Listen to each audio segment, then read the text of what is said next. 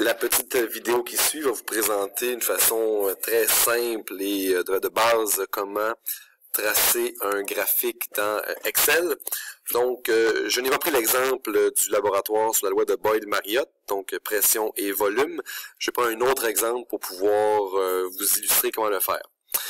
Donc, la première chose que j'ai fait un tableau et j'ai indiqué mes variables en X et variables en Y. Donc, par convention, par définition, je vais mettre mes variables indépendantes, donc en X à gauche, et ensuite, à droite, je vais mettre les variables dépendantes.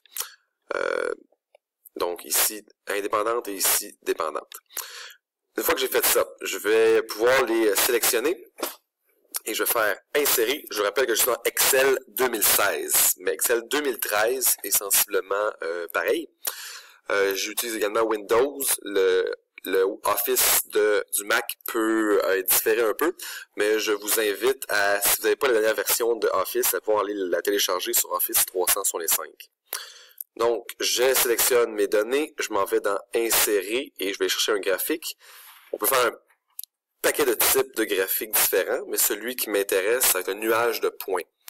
Et attention, je vais prendre un nuage de points simple. Donc, je ne veux pas avoir de courbe qui les lie. Ça me ferait un diagramme à ligne brisée et c'est vraiment pas ça qui m'intéresse. Donc, je vais prendre le premier, nuage de points, et voici qu'il apparaît. Donc, vous voyez, déjà mes points font une courbe qui ressemble à une fonction inverse. En passant, moi ici, ce que j'ai fait, c'est j'ai pris le nombre de peintres et le temps pour réaliser une peinture. Donc, plus il y a de peintres, moins c'est long à réaliser une peinture. Je vais prendre n'importe quel autre choix par rapport à une fonction inverse, c'est celle que j'ai pris. Mais je rappelle que la pression en fonction du volume, c'est sensiblement le même principe.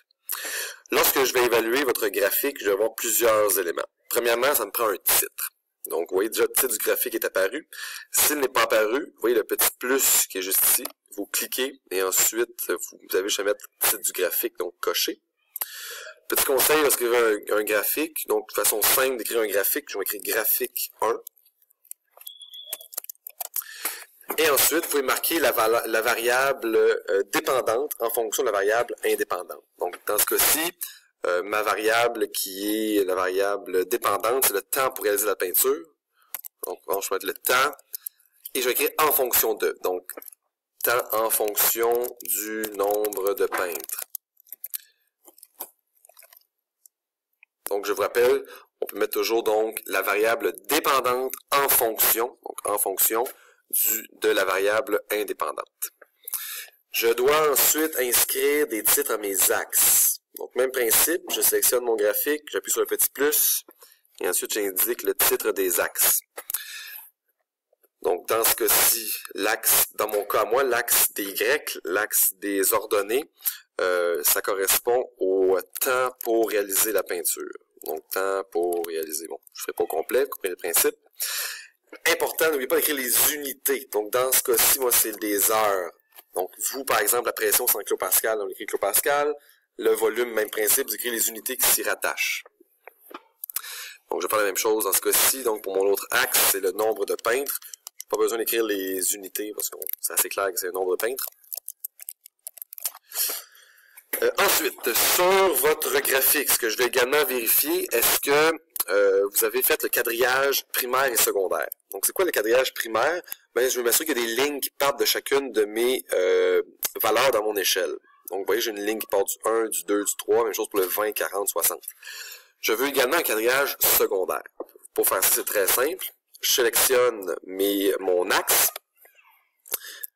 Ensuite, je vais créer, donc, je vais cliquer le bouton de droite de ma souris. Je vais cliquer sur Ajouter un quadrillage secondaire. Donc, vous voyez, il y a un quadrillage qui est apparu. Je vais faire la même chose avec l'autre axe, comme ceci. Donc là, j'ai vraiment un quadrillage qui permet de mieux voir la valeur de mes différentes données. Ensuite, vous devez également vous assurer, quand on remet un graphique, que le graphique prend le maximum d'espace dans le diagramme. Nous dirons environ les 2/3 de l'espace, au minimum. Donc, pour faire ça, vous pouvez changer la valeur de vos axes, donc changer la valeur des bonds, des sauts de vos unités.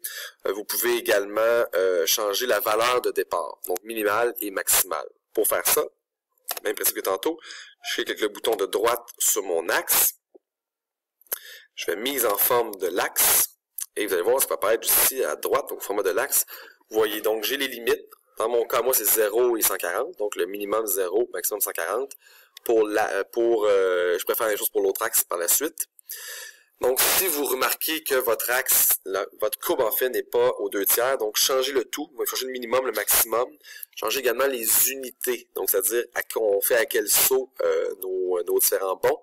Donc, autant pour le principal que pour le secondaire. Donc, on voit bien les différentes valeurs.